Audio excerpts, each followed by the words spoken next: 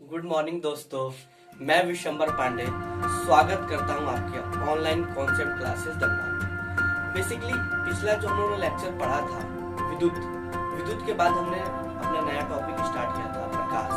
तो प्रकाश का भी हमने एक लेक्चर कंप्लीट कर लिया था जिसमें हमने प्रकाश की भूमिकाएं पढ़ी थी और हमने ये पढ़ा था कि जो हमारे आसपास की परिघटनाएं होती हैं, जैसे क्या सूरज का समय से निकलने से पहले ही हमें दिखाई देना, अगर कोई चीजें जल में है वो टेढ़ी मेढ़ी क्यों दिखाई देती हैं, अगर बात करें तो हमारा प्रतिबिंब कैसे बनता है, व्यतिकरण क्या है, ये सारी चीजों के बारे में हमने चर्चा किया था। तो आज अगर हम बात करें तो हम बेसिकली बात करने वाले हैं प्रकाश के परावर्तन पे। तो मैंने आप लोग से पहले भी रिक्वेस्ट किया था कि जो मेरा वीडियो है उसको आप लोग अपने फीलिंग महसूस करें, याद नहीं करें, क्योंकि याद किया हुआ चीज क्या होता है आदमी भूल जाता है, लेकिन समझा हुआ चीज क्या होता है या फिर अपने ऊपर चीज समझा हुआ एग्जाम में आदमी अपने वर्ड्स में भी लिख कर आता है, जिससे एग्जामिनर भी अच्छे नंबर्स देता है। तो आज का जो लेक्चर है वो हमारा प्रकाश का परावर्तन से पूरा का पूरा रिलेटेड है। तो इसको हम लोग समझेंगे कि प्रकाश का परावर्तन क्या है। तो बात आती है प्रकाश की किरणें। अब यहाँ पर बात आएगी ये किरण क्या होता है, किरण के बजाय हमने रेखाखंड रेखा क्यों नहीं लिया। तो समझेंगे रेखा क्या होती है। रेखा वह माध्यम है जिसका हमें क्या बोलते हैं अनंत बिंदु भी नहीं पता है और कहां से उत्पन्न हो रही है वो भी बिंदु नहीं पता है। जैसे अगर हम रेखा की बात करें तो रेखा जब हम बनाते हैं तो इसके दोनों तरफ से हम लोग एरो देते हैं, मतलब ये कहां से कहां को गमन कर रही है हमें पता नहीं है। वही रेखाखंड की बात करते हैं तो इसका प्रारंभिक बिंदु और अंत बिंदु दोनों हमें पता होता है, इसलिए हमने यहाँ पे रेखाखंड है ना रेखा का यूज किया। लेकिन जब किरण की बात करें तो किरण का हमें क्या उत्पन्न बिंदु पता होता है लेकिन अंतिम बिंदु पता नहीं होता। मतलब वहां वो कहां से निकल रही है ये तो हमें मालूम है, लेकिन कहां तक जाएगी इसके बारे में हमें मालूम नहीं है। तो इसीलिए हमने यहाँ पे क्या लिया है प्रकाश की किरणों लिया है। जब प्रकाश की किरणें किसी चमकीले पृष्ठ पर आपतित होकर पुनः अपने उसी माध्यम में लौट जाने की घटना को परावर्तन कहते हैं। अब ये आपतित क्या है, तो आपतित समझिएगा कि जहां से किरण उत्पन्न हो रही है और किसी पृष्ठ पर आकर टकरा रही है, जब तक टकरा रही है ना तब तक वो है आपतित किरण। क्या है आपतित किरण। जैसे ही वो उस बिंदु पर पड़ती है और वापस चली जाती है उसको बोलते हैं हम लोग परावर्तित किरण, और इसी घटना को हम लोग बोलते हैं प्रकाश का परावर्तन। इसको हम लोग समझेंगे या फिर हम एग्जाम्पल देख सकते हैं कि हम लोग डेली यूजेज में क्या अपने हेयर स्टाइल्स देखते हैं, अपने चेहरे वगैरह देखते हैं, वो किस पे देखते हैं तो प्रतिबिंब में देखते हैं, मतलब ऐनक का यूज करते हैं। अदर वर्ड्स में हम बात करें तो शीशा का यूज करते हैं। तो शीशा का हम लोग बात करें तो क्या होता है, तो शीशा का जो पिछला परत होता है वो रंगीन होता है और अगला परत जो होता है वो चमकीला होता है। जैसी प्रकाश की किरण उस पर आपतित होती है, देखिए यहाँ पर एक किरण है, ये मान लीजिए सूरज से प्रकाश निकल रहा है और सीधे किस पे पॉलिश हुई सतह पे पड़ रही है।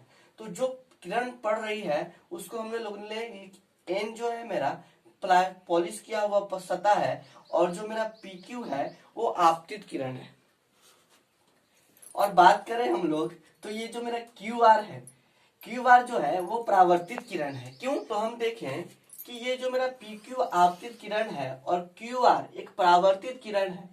तो क्यू आर परावर्तित क्यों हो गई, क्योंकि वो उसी सतह से आई और उस सतह की एक बिंदु पे पड़ने के बाद उसी सतह से क्या होगी उसी माध्यम में परावर्तित होगी। क्या होगी, जैसे हवा में आई और दोबारा हवा में ही लौट गई, उसी को परावर्तन की घटना कहते हैं। लेकिन इसके लिए कुछ नियम है। नियम क्या है कि आपतन कोण परावर्तन कोण के बराबर होता है। अब ये कोण क्या है, तो कोण का अगर आप लोगों को समझ में नहीं आया होगा तो आप मेरा प्रीवियस वीडियो देखिएगा, उसमें मैंने कोण के बारे में बताया हुआ है। कोण क्या होता है, किसी भी एक बिंदु पर जब किसी दो सतहों के बीच एक स्पेस क्रिएट होता है उसे क्या बोलते हैं कोण बोलते हैं। तो हम देखेंगे कि पी एन इस बिंदु पे पड़ रही है, इस बिंदु पे पड़ने के बाद मैंने क्या बोला आपतन कोण और परावर्तन कोण।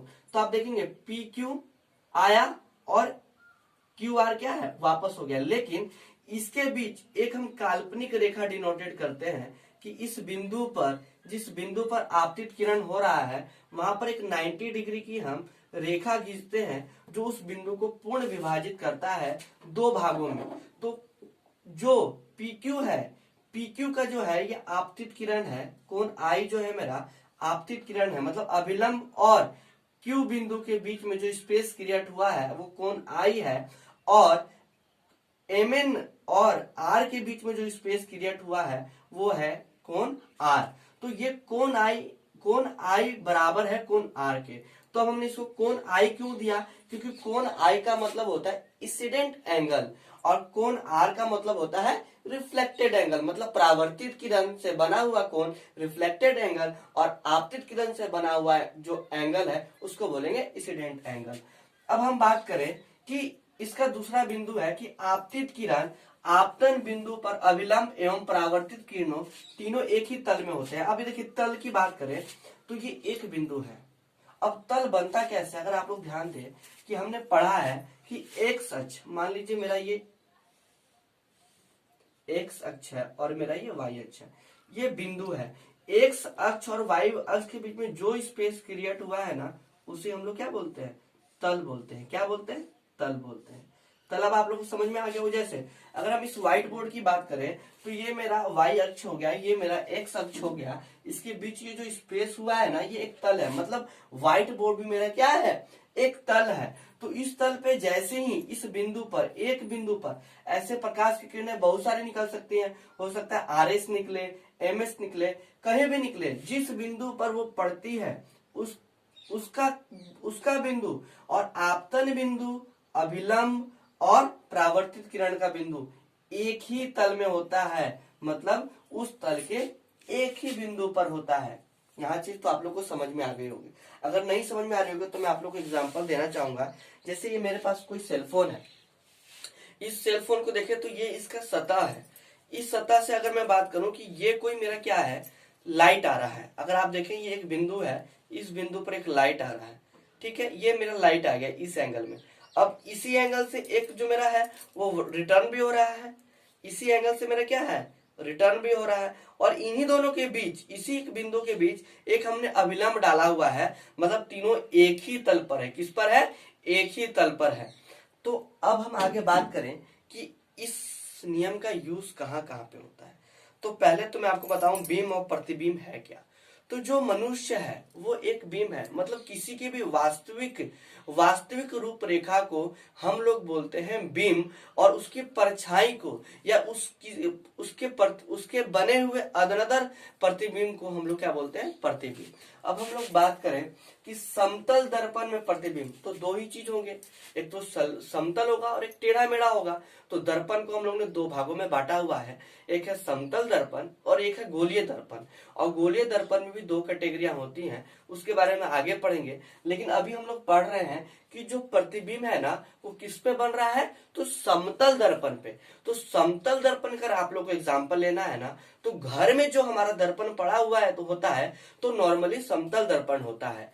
तो समतल दर्पण को आप देखे होंगे कि अगर आप घर में देख रहे हैं कि जैसे आप कंघी से अपने बाल को कर रहे हैं तो उतने ही डिस्टेंस पर क्या होता है, बाल आपका दिखाई दे रहा होता है। अगर कोई भी आपके बाल में कुछ चीज पड़ा हुआ है तो आप उस डिस्टेंस से ये पता लगा लेते हैं कि वास्तविक बीम में कितने डिस्टेंस पर वो पड़ा हुआ है। तो देखें कि समतल दर्पण में प्रतिबिंब का जो निर्माण होता है वो कैसे होता है, प्रतिबिंब समान आकार का होता है। मतलब अगर हम देखें उस समतल दर्पण में कि ये जितना इसका डिस्टेंस है, मतलब जितना इसका हाइट है उतना ही मेरा समतल दर्पण में भी हाइट होगा।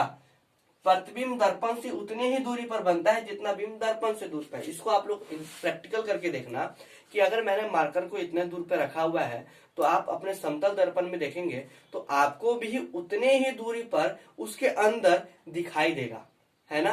तीसरा चीज है कि प्रतिबिंब सीधा एवं आभासी बनता है, मतलब हम लोग सीधे हैं तो प्रतिबिंब भी उसमें सीधा बनता है, लेकिन अभाषी बनता है। क्या बनता है, अभाषी, मतलब उसको हम लोग नहीं देख सकते हैं, मतलब कहने मतलब ना उसको हम लोग स्पर्श नहीं कर सकते हैं। मतलब ऐनक के अंदर जो बन रहा है ना वो बन रहा है, बस हम लोग उसको देख पा रहे हैं, लेकिन वो क्या है, आभासी है। लेकिन वही जो हम लोग सिनेमा घर में प्रतिबिंब देखते हैं जो स्क्रीन पे चलाया जाता है वो कहीं ना कहीं हमारी आंखों के सामने होता है, उसको हम लोग वास्तविक प्रतिबिंब बोलते हैं, आभासी प्रतिबिंब नहीं बोलते हैं।